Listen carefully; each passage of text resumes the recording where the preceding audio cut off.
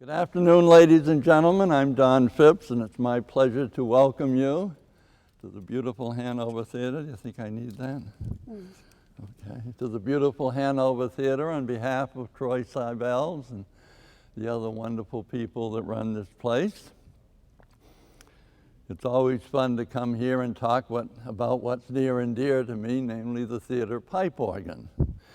And what we're going to do is first I'm going to give you a brief explanation of how the need for the theater pipe organ came to be. It's very, very brief in the history of things, moment of fame, and how it headed to a rather quiet and sad end, and now to a few nutcases like myself and some of my, shall we say, associates here. We try to keep it alive so that people can witness what was a glorious, brief time in American musical history. Now I have a question for you. Do any of you know the two musical instruments that are indigenous to the USA? There are only two of them. Any guesses? Banjo. That's right. Dulcimer? I don't think so. And the other one is the theater pipe organ. That was strictly an American invention, although it did spread to some other parts of the civilized world, shall we say. Well, as I'm sure a lot of you know, the movies have been with us for about 115 years. They're originally an invention in France by the Lumiere brothers, and they were really a sideshow curiosity. They were little snippets, little views of people and pictures that moved, that were displayed in storefronts, and it did incite a lot of interest, because back in those days there wasn't a lot of exciting inventions in the entertainment field. And slowly the interest started to spread out. But it was mostly a sideshow curiosity until about 1911, 1912, when the first feature movie came out, and that was The Great Train Robbery. This was actually something that had a plot. People could get involved with it, and I think you can understand it was a sort of a cops and robbers thing from the title. From that period on, the movie started to slowly develop, and over the next decade, of course, they became the full-length features we have today. There was only one problem, and that was the fact that they were silent. Now that's sort of a misnomer, because the movies were never really silent. As soon as they started to reach the point where there was a plot and various scenes and so on, the enterprising people who were trying to capitalize on this very soon learned that it sort of increased the audience appeal if you had first a pianist, and then later on they got the idea of adding sound effects, so they'd have a pianist, a trap drummer, and then you slowly got into some, small 2, 3, 4-piece orchestras. But of course, the whole thing was that the popularity of the motion picture really started to take hold. And so starting 1914, 15, you really started to get some pretty good sized houses of entertainment. Now, it's an interesting thing to note that the admission in those days was usually anywhere from 10 to 25 cents. And you have an auditorium like this, pretty tough to make ends meet on 15, 20, 25 cents, maximum of 50 cents admission. So the enterprising gentlemen that were capitalizing on this new entertainment phenomenon really had to pinch their pennies. And of course, as the theaters got larger, the demand for more lavish productions occurred, And so pretty soon you had orchestras in some of these larger movie houses, 15, 20, 25, 30-piece orchestras. And of course, this was a big expense when you were getting 25 cents an admission. Well, over in England, there was a guy by the name of Robert Hope Jones. And he was the perfect epitome of the crazy inventor. He was an electrical engineer by trade, specializing in telephone engineering. His name was Robert Hope Jones. He was also an organist, quite a good one, I understand. And up to those days, pipe organs were strictly mechanical. I mean, they ran on wind, but the connection between the keys and the action in the organ was strictly mechanical. You had wires and little strips of wood called trackers and rocker arms and levers. And so in the church organs of those days, when the organist pushed down a key, a series of wires and levers opened the valves under the pipes, and the pipes would speak. Well, of course, this made it very difficult to build an instrument where you weren't constrained to have the console, the keyboard, the control center, built basically into the organ. Well, Robert Hope Jones got the idea of using electricity to form the interface between the console and the controls on the console, the keyboards and so on, stops. And so he invented the electro-pneumatic action. Now, digging into the goodie box here.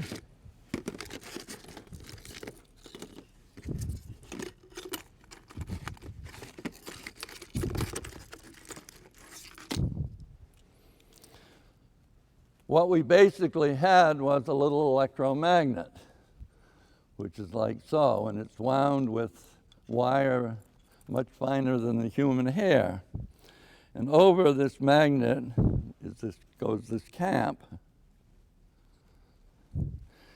And inside the magnet goes a little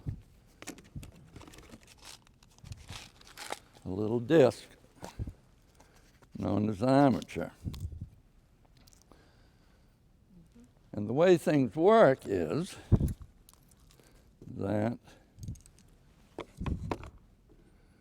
the armature floats over the poles of the electromagnet.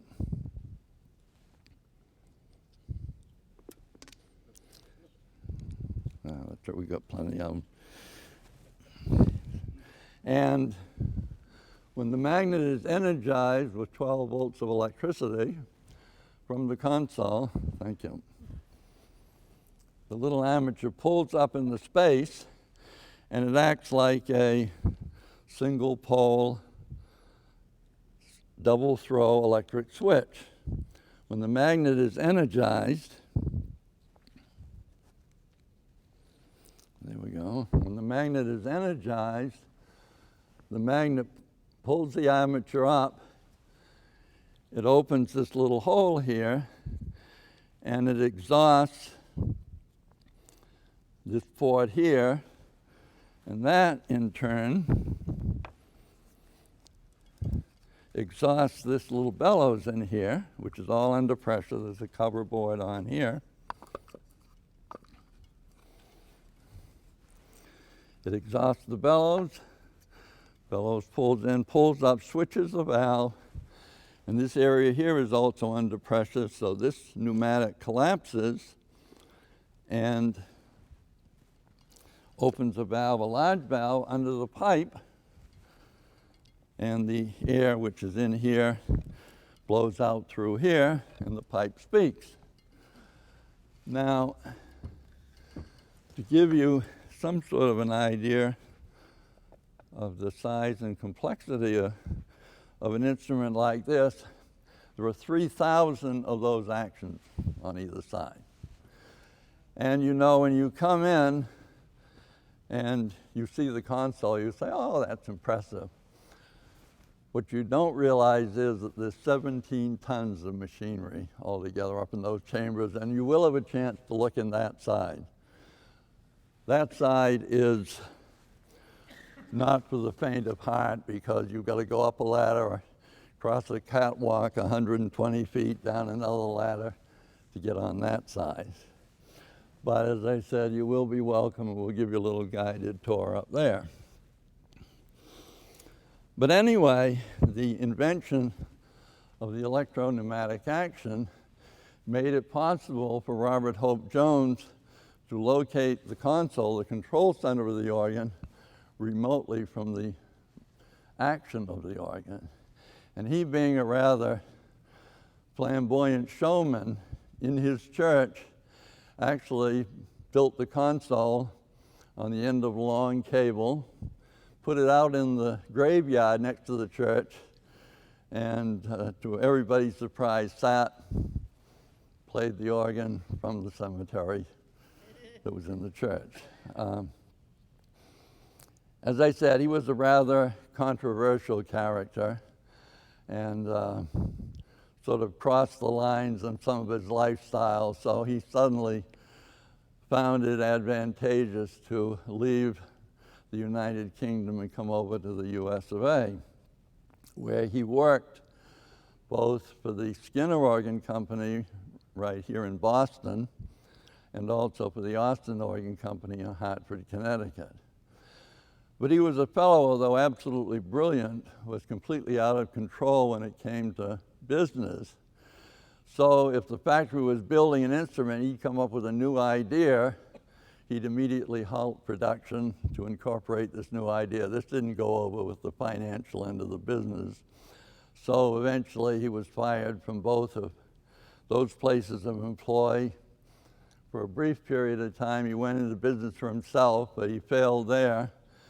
But at that point, he was caught up with a vision of making a pipe organ that was really custom tailored, custom designed to emulate and replicate the orchestras in the theaters. And for that reason, another interesting question and answer is, what was the first synthesizer? And the first synthesizer was the theater pipe organ. So anyway, production started in earnest on theater pipe organs about 1915. It really got going quite strongly by 1921 and 1922. There were about 6 major manufacturers in the country, the largest of which was the Wurlitzer Company. The Wurlitzer Company was a big conglomerate. They made all sorts of musical instruments. They imported them. They sold them all around the country. And in North Tonawanda, New York, they set up a huge factory employing over 1,000 people.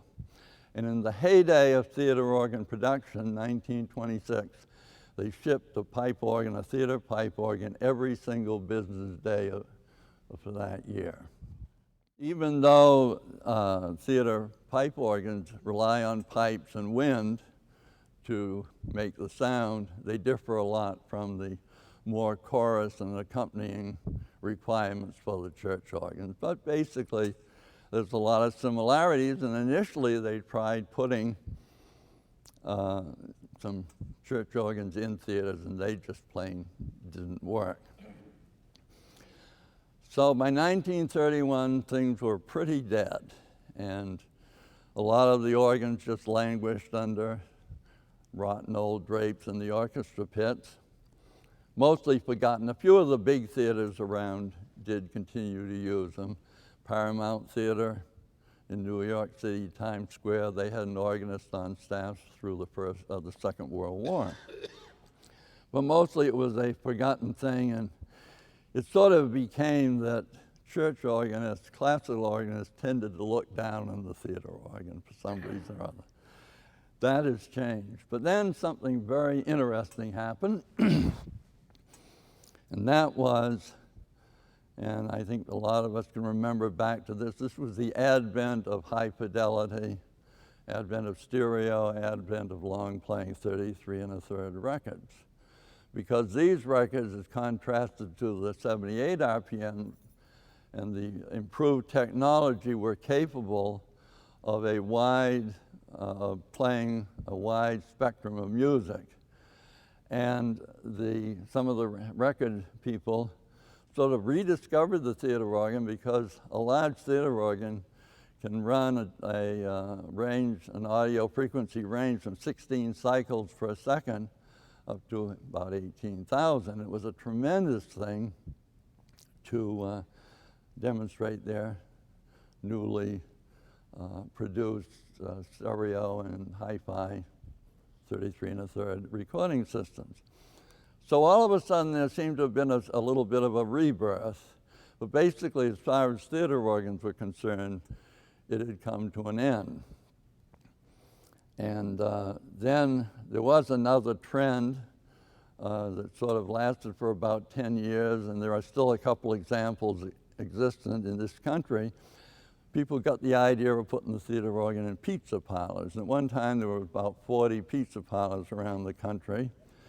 And the organs were usually exposed, and they'd play all sorts of jazzy, kid-type music. I have friends that played in the pizza parlors, and they said if I had $1 for every time I played the Disney theme song, they could retire and live very comfortably. But that more or less has died. In New England, there was only one. There was one in Groton, Connecticut, and I used to go down there and enjoy listening there. But it sort of fell to people like myself, and I'd like to introduce my two partners in crime, Bruce Hager, associate curator and house organist, and also crew member Len Beiersdorfer. Why don't you?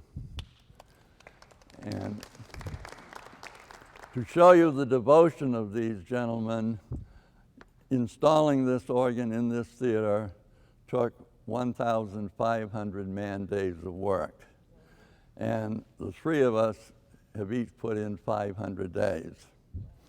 Now you'd think, something requiring all this skill brought in a lot of money. Well, that isn't the case. The only thing these gentlemen ended up with was usually a free lunch, because when we started this project, I said, you're not going to get any gas money, you're not going to get paid, but you're going to get a free lunch. At last calculation, I'm in for $12,000 worth of free lunches, but it was worth every minute. But it takes a special type of person to devote themselves to something like this. Anyway, then I started to hear stories and read in the paper about a fellow by the name of Troy Seabells who'd come on board, and now things are really starting to happen. Well, what do? Best thing when you don't know what to do, you make a cold call. So I called up Troy and I said, hi, I'm Don Phipps. I understand you have a theater. I got a theater pipe organ. Are you interested? Well, he said, yeah. So I met him over at the Shankland Music Hall, and we demonstrated the organ. The only trouble was the fellow that owned the organ, who since passed away, he didn't play very well, so I had some anxious moments. I thought all was lost, but then we ran the player and really heard some good music. And 10 days later, I got a thick envelope from the architects with the original plans. So, of course, I'm all excited. I come up here. Well, there's only one problem, asbestos abatement. I couldn't even get in the building for 6 months. But I did have the drawings.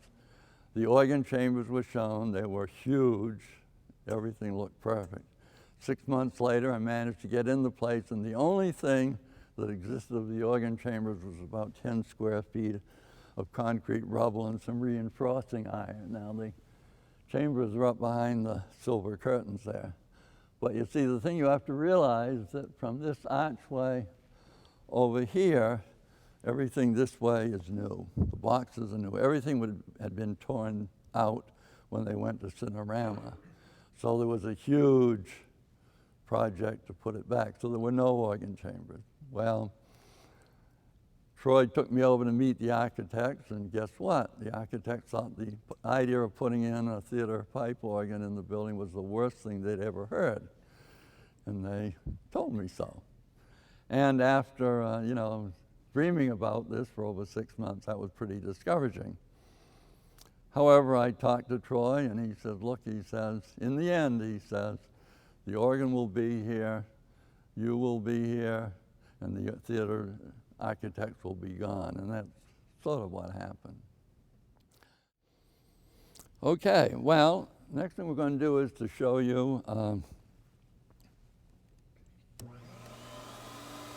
basically some of the component parts, and when you go on your tour, you'll sort of see things that look like this, and a lot more.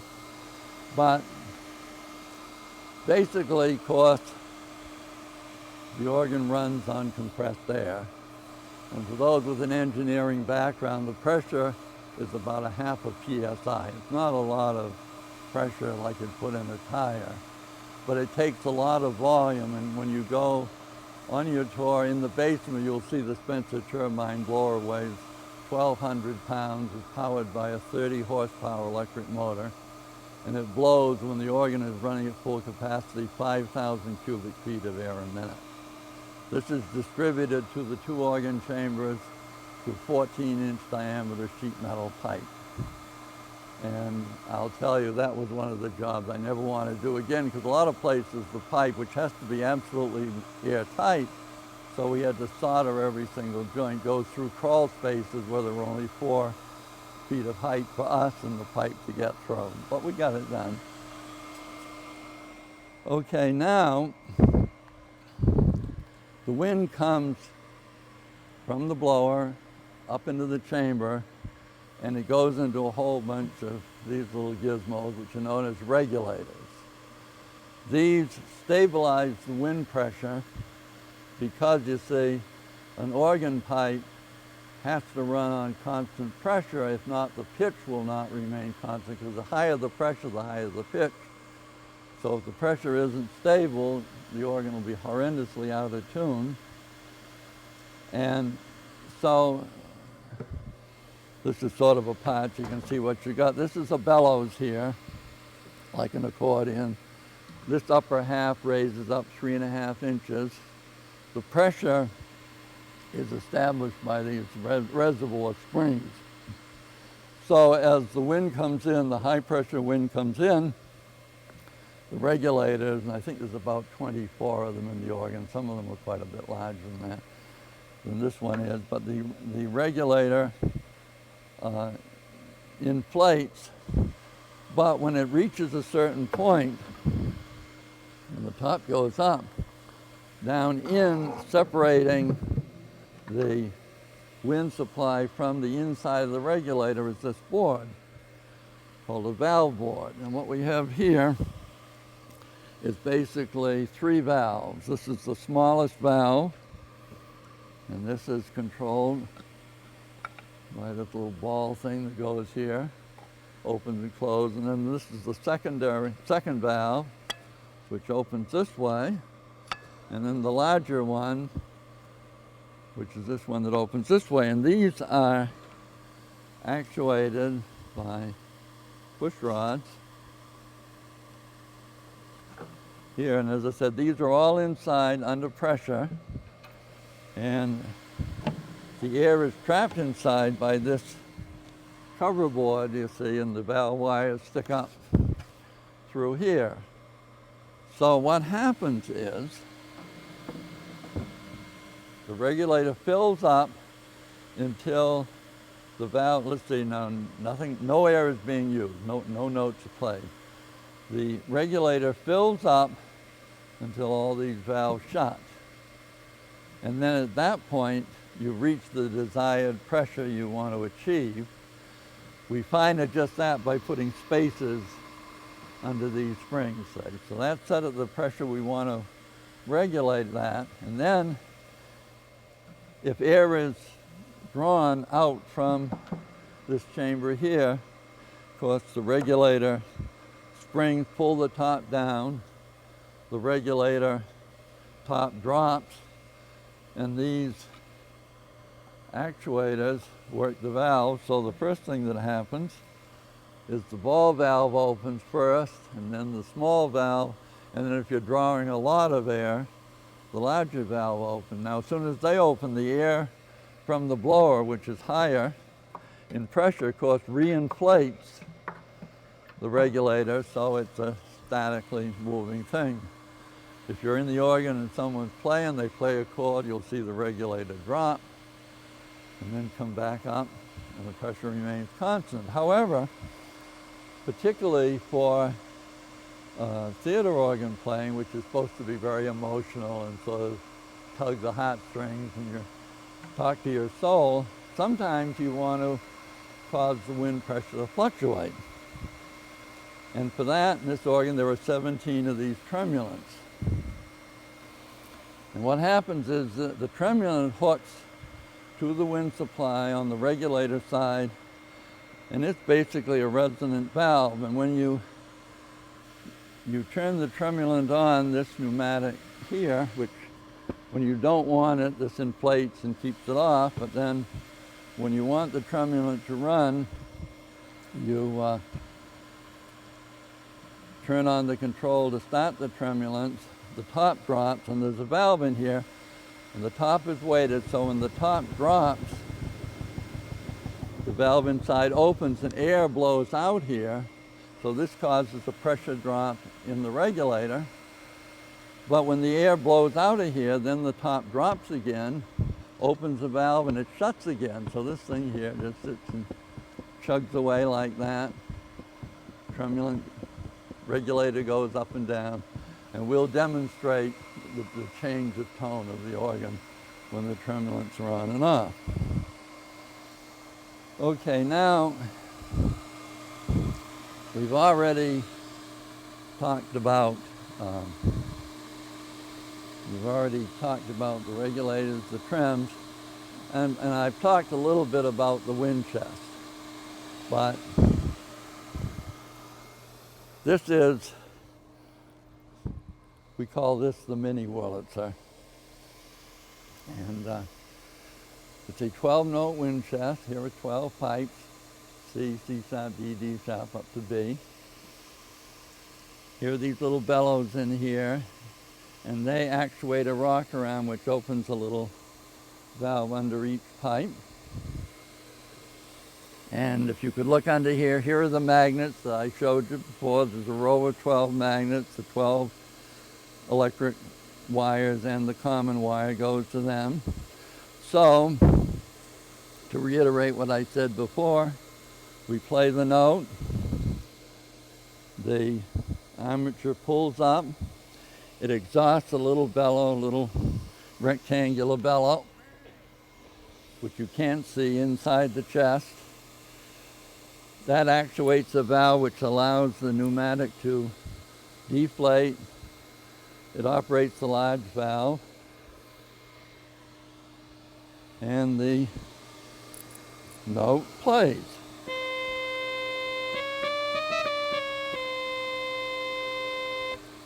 Now, to give you some idea what you've got in an instrument this size, this is 12 notes. There's roughly 3,000 notes in the organ, so you've got a lot of this stuff. Furthermore, the larger pipes in this instrument, well, the largest one is 20 inches square by 16 feet long. So in order to have the action to run just 6 of those pipes, you've got a box that's down here 8 feet long. So anyway, now we're going to really get serious, and we're going to reintroduce Len Beiersdorfer, who, as they say in the gut junk, all you have to do is point.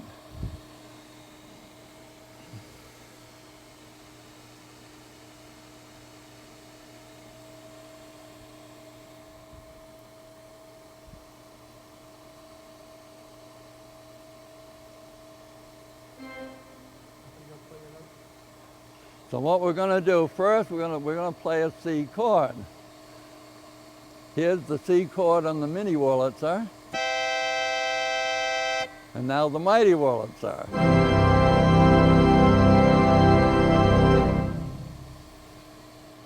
Amazing what you can do with all that machinery.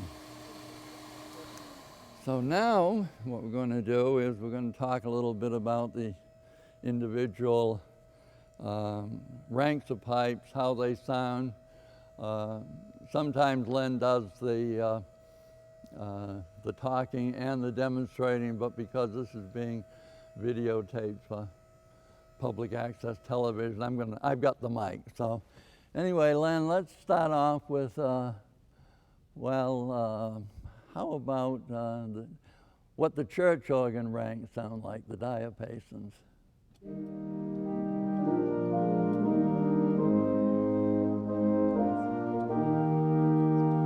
Very nice. And now we'll go into, and remember, this is an instrument that is designed and built to emulate the orchestra, so there's lots of sets of string pipes. There's actually 8 ranks of string pipes there because, you know, in an orchestra you got lots of violins.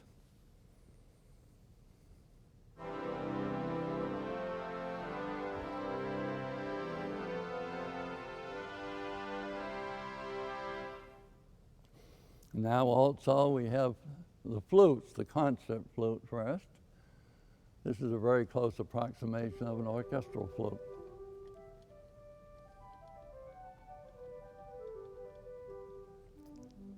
Very nice. And then next is a set of pipes called the tibia. The tibia is really the diapasons on the sound that most people, shall we say, think is most expressive of the church organ sound. In theater organs, it's the tibias. They're a very large scale flute, very pure tone. First, because I want to show you the effect of the tremulant, first Len is going to play the tibias without the trems.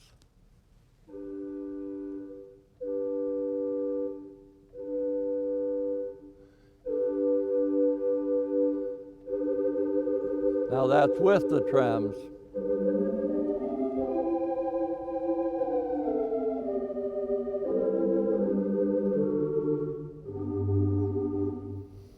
Those are the pipes that are used when the door opens up in the log cabin and the snow blows in and the cruel father points to the door and pushes her daughter and the newborn baby out the door. You know, really gets you right there. Okay, let's see. I guess we've done the flutes. We'll do the reeds now. Now the reed pipes, the flute pipes are just a plain whistle like these are. The reed pipes, let's see.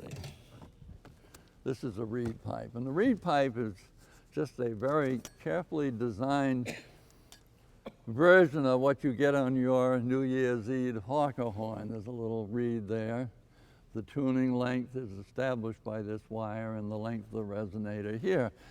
And there are 2 classes of reed pipes. There's the chorus reeds, which we'll hear first. These are like the trumpets, trombones. These give you the tremendous volume of the organ and the tremendous full orchestral sound.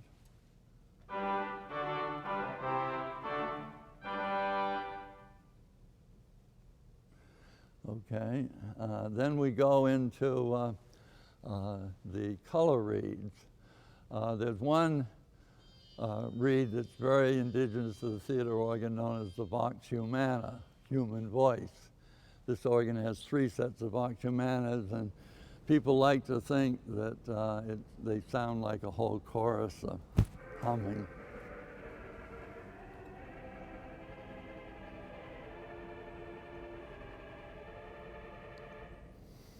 And then we have some of the other color reeds, canora.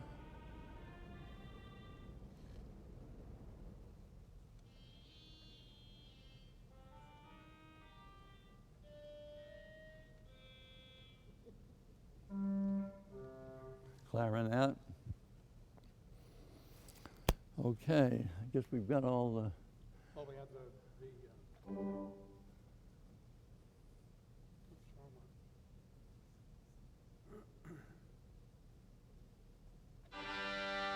I forgot that one. Right. And then, of course, this one.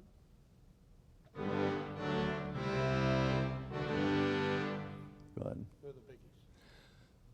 One thing of characteristics of the chorus reeds, you can generate a tremendous amount of volume with very little wind. They require a lot less wind per decibel than the flutes do.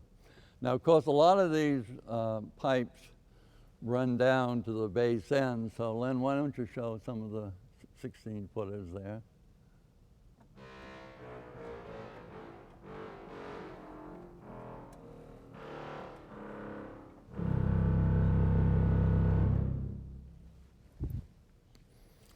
Okay, so now from there we'll go to the percussions. Now these percussions are not, remember this is all 1920 technology.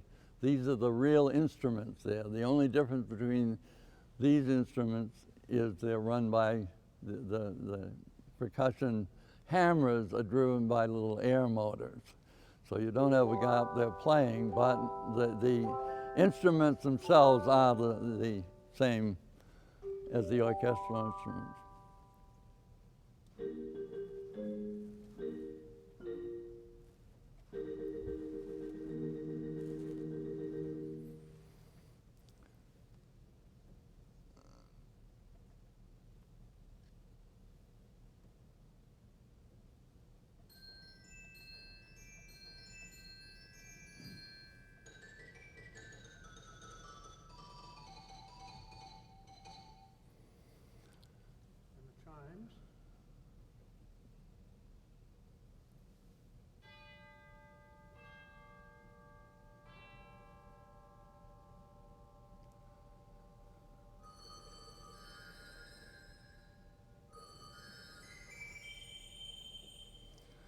We also have a full-size acoustic piano which plays from the organ, but it's up in the balcony and we bring it down here and it's controllable from the console through a MIDI circuit.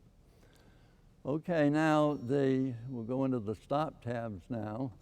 Probably got to do these too. Pardon me? Oh yeah, percussion, sorry about that. Can. That's the Hager gong, a gift from Bruce Hager. Now the keyboards basically, the reason for 2, 3, 4 or more keyboards, well, when you get into 4 keyboards, it puts a halo around the guy that's playing the organ.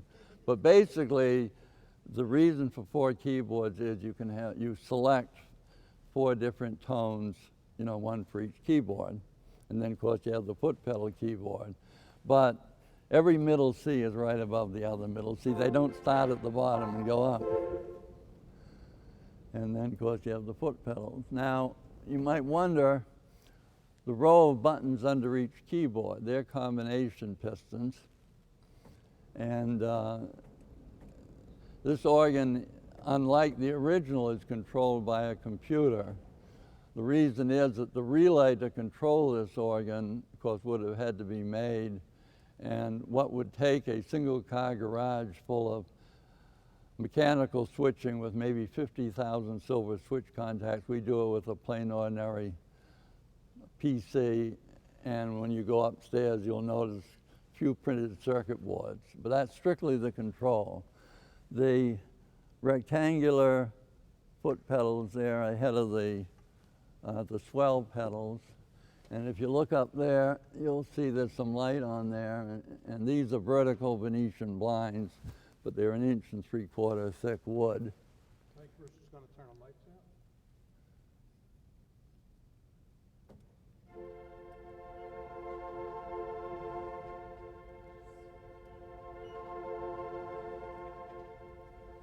There's actually 2 rows of swell shutters, but the lower row, the fluorescent lights light the chamber above on the second level. So even though there's a whole other set and they were opening, you can't see the light change because there's no direct lighting there.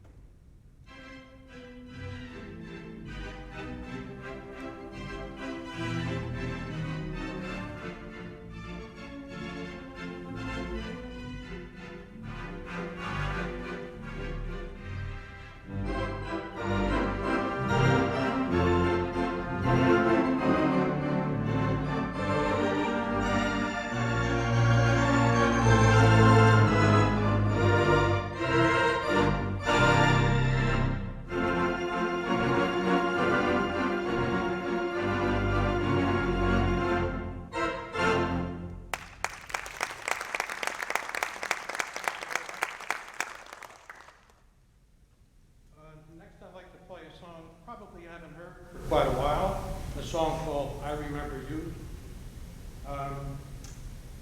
Sort of a ballad, so a little change of pace.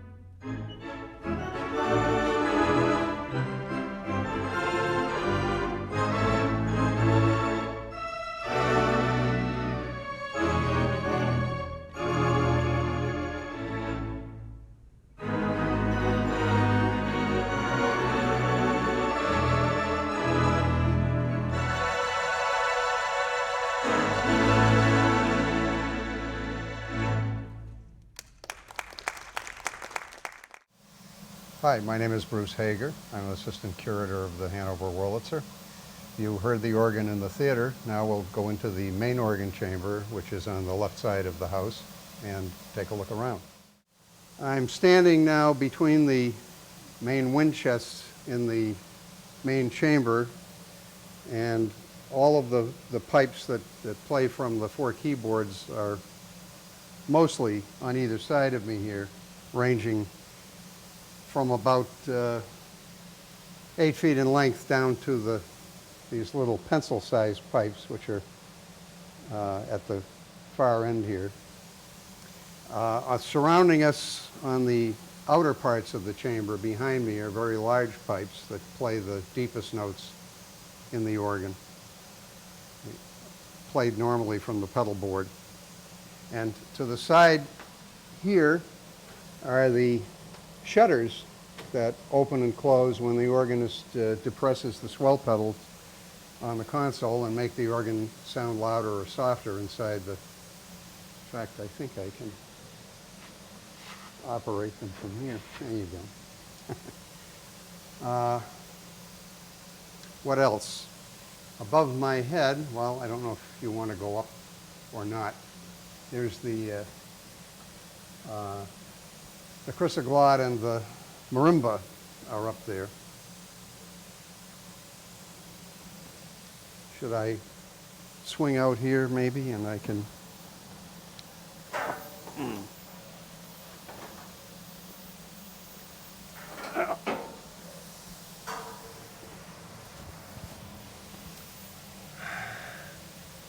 I guess you can see these from here. These pipes along the wall here are the 16-foot portion of the oboe horn rank on the organ, and I'll just play one for your edification.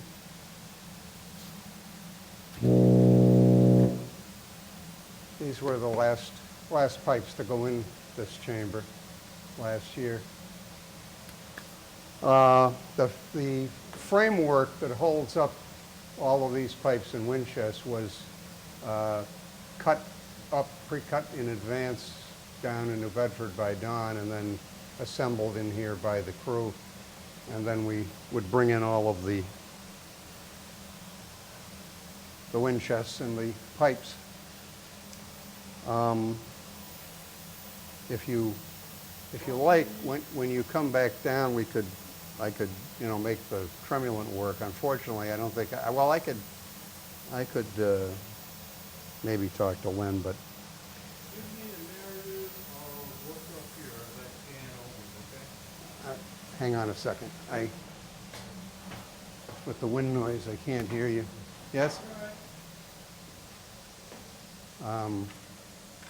I can, let's see, what's the easiest way to get at this?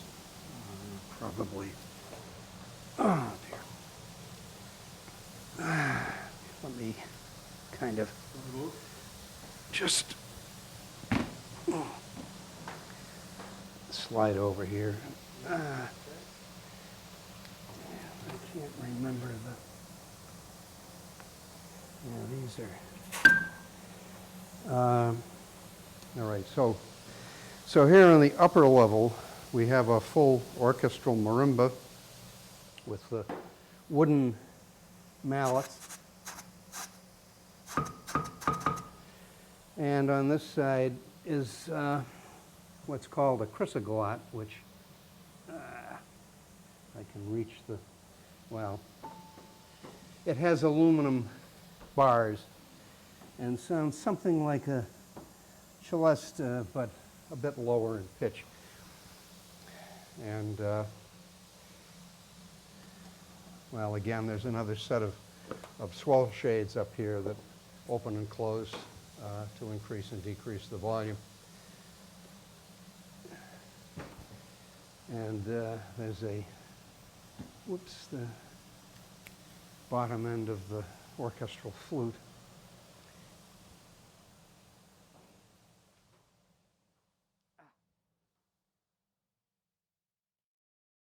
One of the characteristics of the theater organ is the undulating sound that the tremulants make, which is intended to imitate the human voice.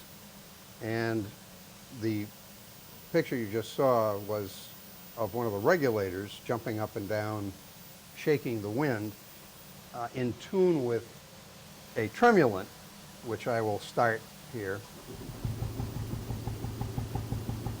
You saw a demonstration of the tremulant before. The wind goes through the regulator into the chest, but on the other side of the chest is a pipe that comes out and runs into the tremulant. And so when the tremulant dumps air and then fills up again, that causes that compensation action from the valves in the regulator, and consequently it's more than the regulator can keep up with, and so you actually get a dip in the wind pressure and then an increase again, and that causes the sound to vibrate pleasantly, we hope. Oh, this, yeah. Well, let me I should step up here. Unlike in the 1920s when most of the equipment in here was built, the control of the organ is no longer through wires that run all the way from one end to the other for each note. Instead, we go through a network cable. So basically, there's a 4-pair cable that connects the computer that's inside the console to the 2 chambers. And this panel here is the network interface panel. And then all of the boards down below here, most of them are driver boards, and each one of them has an array of electronic switches that individually control the pipe valves. So when you depress a key, the impulse goes through here, and 12 volts goes down one of these many wires to the wind chest, and the valve will open and the pipe will play.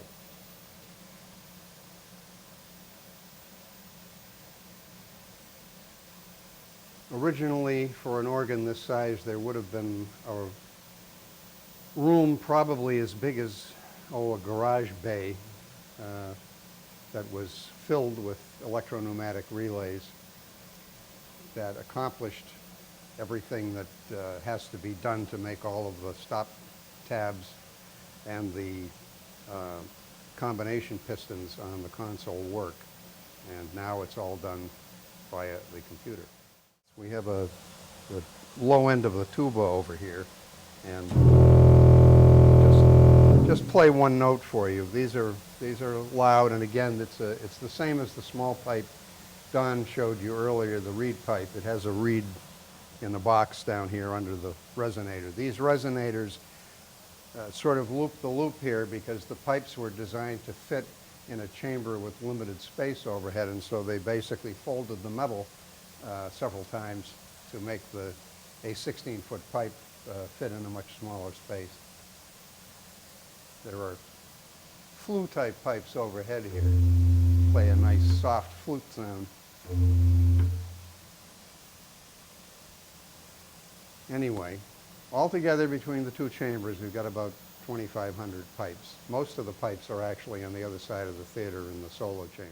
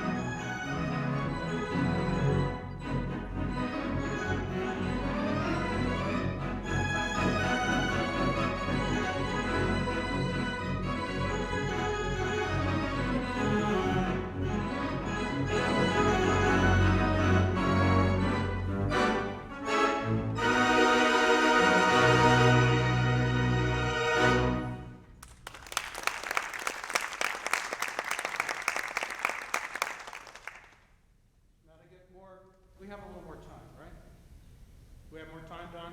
Sure. Okay. To get a little bit back into the realm of theater, or there's something, an old favorite, What'll I Do? Everybody remember that?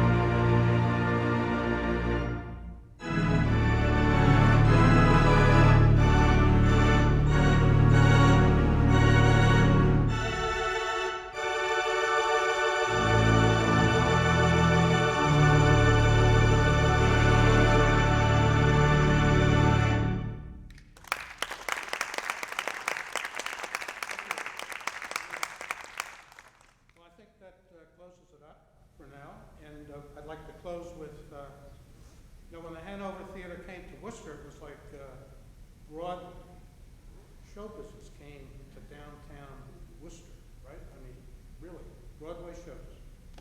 Like Donald Trump would say, believe me. Anyway, I'd like to close up with show business.